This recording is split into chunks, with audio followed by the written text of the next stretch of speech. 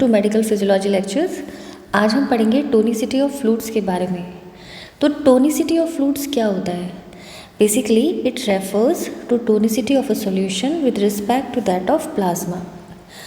किसी भी सॉल्यूशन में, तो जब हम इसमें स्पेशली ये रेफरेंस के बारे में बात करते हैं तो हम बात करते हैं प्लाज्मा के बारे में।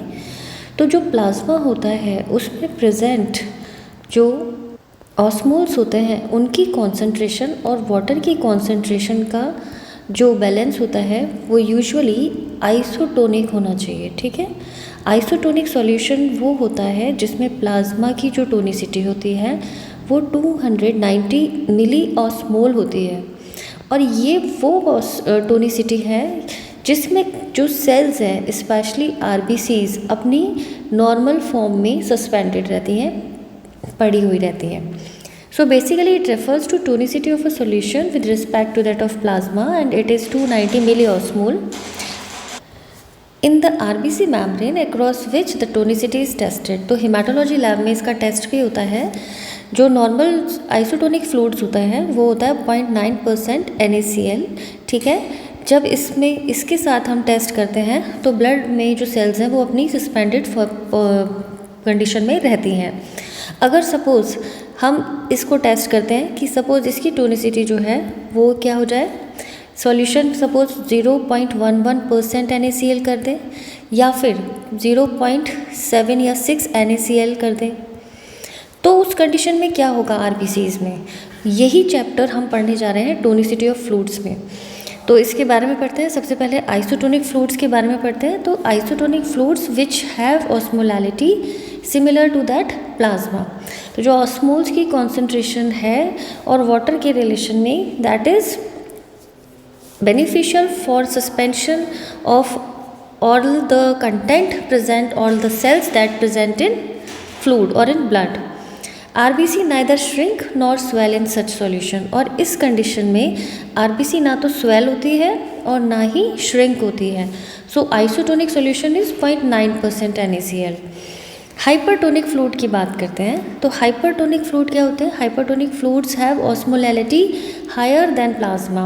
तो जो ऑस्मोल्स की कॉन्सेंट्रेशन है वो ज़्यादा हो जाती है इन रिस्पेक्ट टू वाटर। तो उस कंडीशन में क्या होता है, अब अगर कहीं पे ऑस्मोल्स की कंसंट्रेशन फ्लूइड में हाई है और ये इसमें आरबीसीज पड़ी हुई हैं, तो होता क्या है कि चूँकि यहाँ ऑस्मोल्स की कॉन्सेंट्रेशन हाई है, ठीक है, तो वाटर जो है वो आरबीसी से बाहर की तरफ आना शुरू कर देगा, जिसकी वजह से आरबीसी श्रिंक हो जाएंगे in such solutions by losing water by osmosis.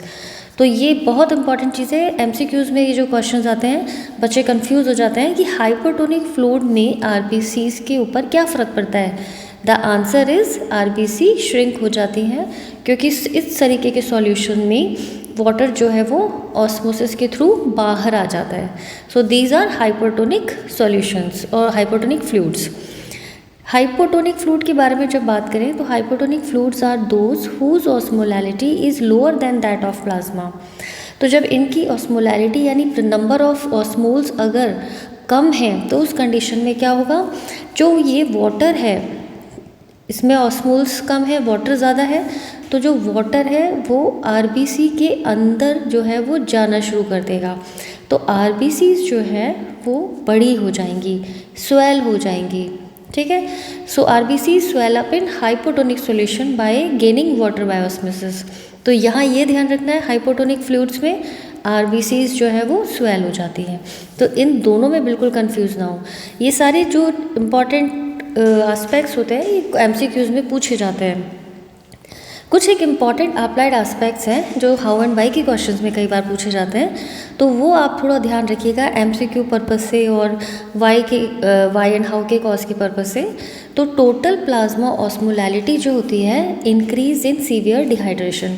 जब किसी पर्सन को सीवियर डिहाइड्रेशन होता है या चाहे डायरिया हो जाए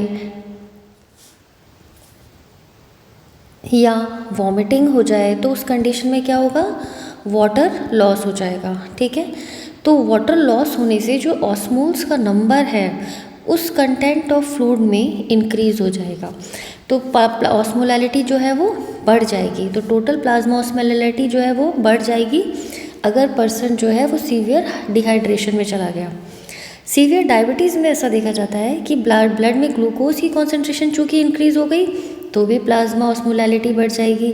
और ये बात ध्यान रखिए कि अगर प्लाज्मा में ऑस्मोलैलिटी इंक्रीज़ हो गई तो क्या होगा, वाटर जो है सेल्स से बाहर की तरफ मूव ऑन करना शुरू कर देगा। ठीक है, तो सेल्स जो है वो श्रिंक हो जाती है। एक और कंडीशन होती है hyper osmolality that cause water to flow out of brain cells. और इस कंडीशन में जब बहुत ज़्यादा ऑस्मोल्स की कॉन्सेंट्रेशन इंक्रीज़ हो जाती है तो ब्रेन सेल्स जो है वहाँ से वाटर जो है बाहर आ जाता है और इस एप्लाइड कंडीशन को बोलते हैं हाइपर ऑस्मोलर कोमा।